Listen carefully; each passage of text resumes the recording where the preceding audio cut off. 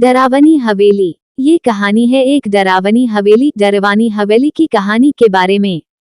किसी गांव में रोहन नाम का एक लड़का था। उसकी उम्र लगभग 14 से 15 साल था। वह बहुत सुंदर और पढ़ने में बहुत होशियार था। अपने माता पिता का आज्ञाकारी लड़का था। उसे पढ़ने का बहुत शौक था। पूरा पूरा दिन पढ़ता ही रहता था। स्कूल के टीचर भी रोहन से बहुत खुश रहते थे। एक दिन टीचर ने सारे बच्चों को अपने साथ पिकनिक पर लेकर गए, जिसमें रोहन भी साथ में गया। टीचर ने सारे बच्चों को एक ही दिन में सब जगह घुमा दिया।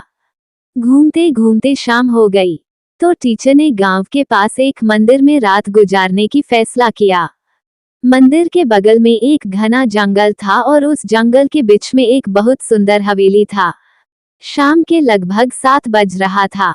रोहन ने उस हवेली को दूर से देख लिया था और उसे नजदीक से देखने की इच्छा होने लगी। रोहन टीचर से बिना बताए उस जंगल की ओर चल पड़ा। जंगल बहुत ही ज्यादा घना था। फिर वो उस हवेली के पास पहुंचा। जैसे ही उसने हवेली के चौखट पर गया, उसे बहुत तेज से ठोकर लगा और वो वहीं पर गिर गया।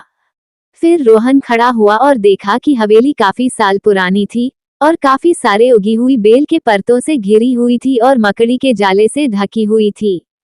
खौफनाक माहौल के बावजूद भी रोहन की जिज्ञासा उस पर हावी हो गई और उसने हवेली का पता लगाने का फैसला किया।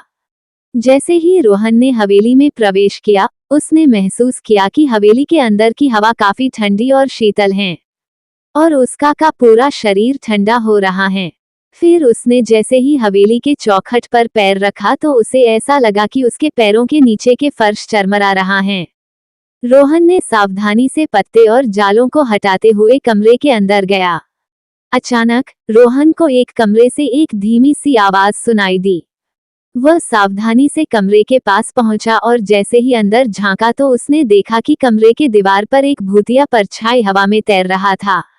भूत के लंबे लहराते सफेद बाल और एक पीला डरावना चेहरा था। रोहन का शरीर डर के मारे थर थर कांपने लगा। उसे बिल्कुल भी समझ में नहीं आ रहा था कि क्या किया जाए। भूत को भी पता चल गया कि इस कमरे में कोई आ गया है और वह अपना डरावना चेहरा लेकर रोहन की ओर मुड़ा। फिर उसने अपना मुंह खोला और खून से लथपथ चीख निकाली, जिससे रोहन पीछे मुड़ा तो उस भूत को अपने सामने देख लिया और जितनी तेजी से दौड़ सकता था उतनी तेजी से वहां से भागा। रोहन ने तब तक दौड़ना बंद नहीं किया जब तक कि वह अपने स्कूल के सारे बच्चे और टीचर के पास नहीं पहुंच गया। फिर वह उस पुरानी और डरावनी हवेली में कभी नहीं गया। रोहन ने वहां जाकर सारी बातें टीचर को बताई। टीचर ने ये सारी बातें वहां पर रहने वाले आसपास के लोगों को बताया। फिर उन लोगों ने बताया कि बहुत पहले एक औरत यहाँ पर रहती थी और किसी कारणवश उनकी मौत हो गई और भूत बनकर वह सबको डराती थी और जो भी उस हवेली में जाता था जिंदा वापस नहीं आता था। इसलिए तब से कोई भी उस हवेली में दोबारा नहीं गया। इस लड़के का नसीब अच्छा था कि ये वापस जिंदा आ गया। आप लोग की भलाई इसी में है कि आप लोग जल्द से जल्द यहाँ से चले जाइए।